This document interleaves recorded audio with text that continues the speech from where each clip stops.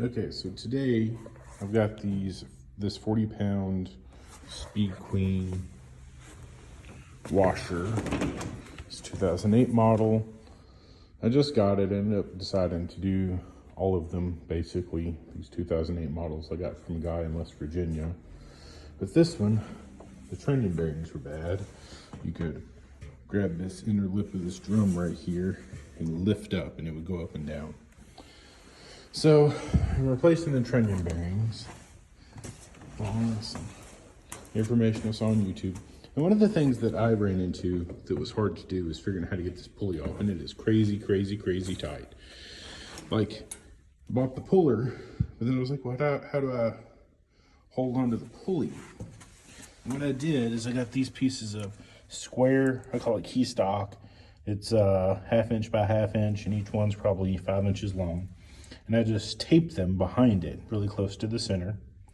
And then you can use that and grab onto.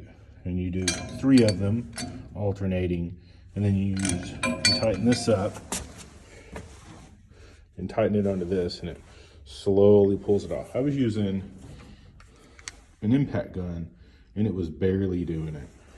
But I got it off there.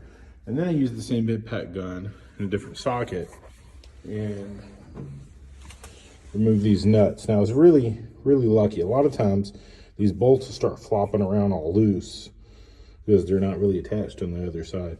And that happened on this one, like that. So when I was backing it off, it just started spinning while I was trying to loosen it. So on that one, I took a torch and heated this up till the nylon ring melted a little bit, and put my impact on it and backed it out the rest of the way. Following Keenan's channel, he has a deal where he's put a pair of vice grips, needle nose vice grips back here, and went down it the rest of the way. But all the rest of them I was really lucky to be able to just unscrew it. So the next thing I'm doing is, I don't have it here, but I gotta get these bolts right here. Those are called jack screw bolts. If you see how it's threaded through. And by looking at it, to me, that looks like 1/2-13, meaning 1/2 inch diameter, 13 threads per inch.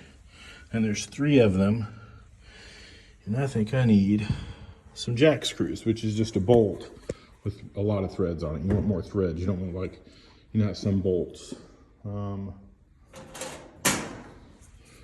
have this bolt short, just thread it all the way up. And some bolts will be threaded and then have a big area that it's smooth. You want 2, 3, 4 inches of threaded area.